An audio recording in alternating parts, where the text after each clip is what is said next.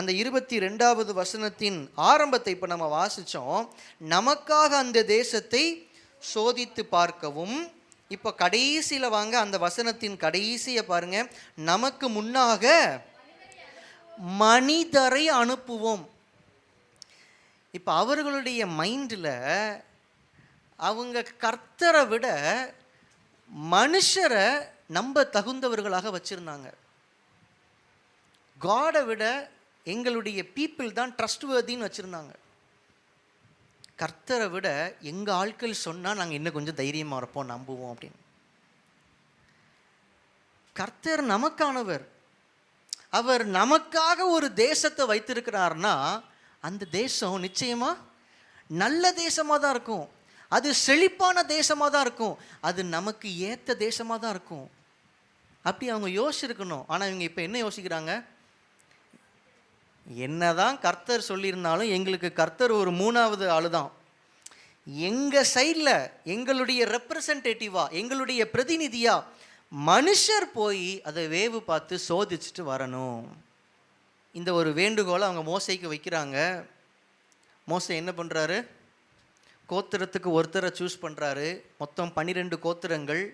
ஆக மொத்தம் 12 பேர் இவர்கள் விரும்பினபடி இவர்களுக்காக கானானை வேவு பார்க்க போகிறாங்க. போயிட்டு வந்து அவர்கள் கொடுத்த சாட்சி என்ன? 24வது வசனத்தையும் 25வது வசனத்தையும் பாருங்க. அவர்கள் புறப்பட்டு மலைகளில் ஏறி எஸ்கோல் பள்ளத்தாக்கு மட்டும் போய் அதை வேவு பார்த்து அத்தேசத்து கனிகளில் சிலவற்றை தங்கள் கையில் எடுத்துக்கொண்டு நம்மிடத்தில் வந்து, நம்முடைய தேவனாகிய கர்த்தர் நமக்கு கொடுக்கும் தேசம் நல்ல தேசம். எங்க கர்த்தர் கொடுக்கிறாருனாலே அது நல்லது தானே. அந்த நம்பிக்கையை கர்த்தர் கொடுக்கும் போது வரல. அதற்கு ஏன் மனுஷருடைய அங்கீகாரம் தேவைப்படுது? உங்களுக்கு புரியுதா நான் உங்களுக்கு சொல்றது? நமக்காக கர்த்தர் வைத்திருக்கிற திட்டம் சிறந்த திட்டம், மேன்மையான திட்டம், ஆசீர்வாதமான திட்டம். அதை ஆம் என்று ஆதரிப்பதற்கு இன்னொரு மனுஷனுடைய வார்த்தை அவசியம் இல்லை. சில நேரம் ஆண்டவருடைய கைடன்ஸ்க்காக நம்ம காத்திருக்கும் போது ஆண்டவர் ஒரு வழியை நமக்கு காட்டுவார். நம்முடைய இருதயத்தில் பேசுவார், வசனத்தின் மூலமாக பேசுவார், உங்களை ஸ்பிரிச்சுவலாக நடத்துகிற ஊழியர்கள் மூலமாக பேசுவார். அப்படி ஆண்டவர் பேசும்போது இந்த விஷயத்தை செய்யுங்க, இந்த பாதையை தெரிந்து கொள்ளுங்க, இந்த இடத்துக்கு போகாதீங்க, இதை செய்யாதீங்க, இந்த கனெக்ஷன்ஸ் வேண்டாம் அப்படின்னு ஆண்டவர் பேசும்போது அதற்கு அப்படியே கீழ்ப்படிவது தான் உத்தமம். உண்மையிலே ஆண்டவர் சொன்ன வார்த்தை சரியானது தானா அப்படின்னு நான் ஒரு 4 பேர்ட்ட நான் விசாரிச்சுக்கிறேன்னு போகிறோன்னா அதுதான் கீழ்ப்படியாமை. அதுதான் கானானை விட்டு உங்களை தூரமாக கொண்டு போகும். கர்த்தருடைய வார்த்தைக்கு மனிதருடைய அங்கீகாரம் தேவையில்லை. கர்த்தர் ஒரு வார்த்தை சொல்லிட்டாருன்னா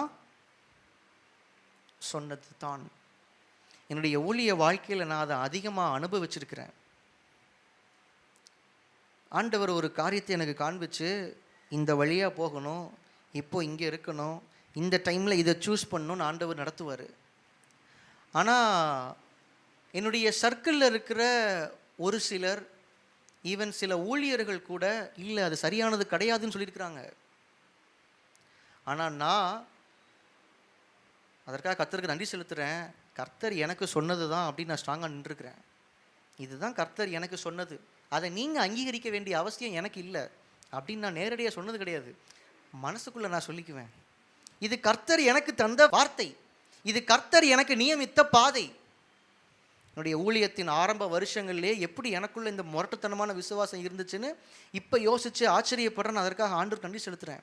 என்னுடைய வாழ்க்கையின் ஒவ்வொரு கட்டத்திலையும், ஊழியத்தின் ஒவ்வொரு கட்டத்திலையும் நான் எடுத்த அநேக முடிவுகளுக்கு பின்னாடி கர்த்தருடைய வார்த்தை இருந்தது. ஆனால் நிறைய பேர் அதை அங்கீகரிக்காமல் பேசும்போது நான் அதில் டிஸ்டர்பே ஆகலை. நம்ம எல்லாரிடத்துலையும் கர்த்தர் அதை விரும்புகிறார். கர்த்தர் உங்களுக்கு சொன்ன வார்த்தையை 4 பேர் உங்களுக்கு ரெக்கமெண்ட் பண்ணணும் நீங்கள் நினைக்கக்கூடாது. கர்த்தர் எனக்கு இதை சொல்லிட்டார், இது எனக்கானது தான். இதை நம்ம அவங்கக்கிட்ட சொல்லி பார்ப்போம். இவங்க ஒத்துக்க மாட்டேங்கிறாங்களே. கர்த்தர் எனக்காக இந்த திட்டத்தை வச்சிருக்கிறாரு, இந்த இடத்த வச்சிருக்கிறாரு, இதை போய் நான் அவங்கக்கிட்ட சொன்னால் இதெல்லாம் ஒரு நன்மையா, இதெல்லாம் ஒரு ஆசீர்வாதமான்னு கேட்குறாங்களே. அப்போ இது ஒரு சிறந்த இடம் இல்லை போல, இது சிறந்த நன்மை இல்லை போல, இது உண்மையிலே ஒரு ஆசீர்வாதம் இல்லை போல. அப்போ ஆண்டவர் என்னை கேவலமாக வச்சிருக்கிறாரு அப்படின்னு நினைக்கக்கூடாது. அப்போ ஆண்டவர் எனக்கு மிகவும் சிறுமையானதை வைத்திருக்கிறார் நினைக்கக்கூடாது.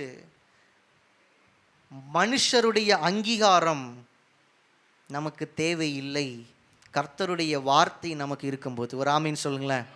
கர்த்தருடைய வார்த்தை நம்மிடத்தில் இருக்கும் பொழுது அதற்கு மனிதருடைய அங்கீகாரம் அவசியம் இல்லை. அதை 4 பேர் எதிர்க்கட்டும், இல்லை 4 பேர் ஆதரிக்கட்டும், அதை பற்றி கவலைப்படக்கூடாது.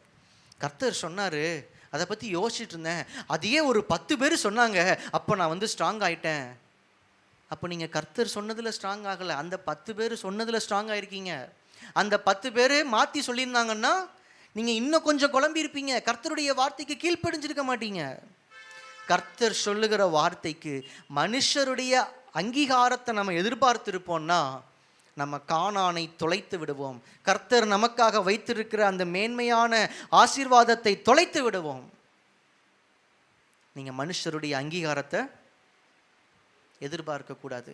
கர்த்தருடைய வார்த்தை எனக்கு வந்துருச்சு, அவர் வார்த்தை சொல்லியாச்சுன்னா அது சொன்னது தான், நான் அதை தான் செய்வேன், நான் அந்த பாதையில் தான் நடப்பேன் அப்படிங்கிற ஒரு ஆணித்தரமான விசுவாசம் நம்மக்கிட்ட இருக்கும்னா அதுதான் கானானுக்குள்ளாக நம்மை அழைத்து செல்லும். ஒரு ஆமீன் சொல்லுங்களேன். ஹல்லேலூயா.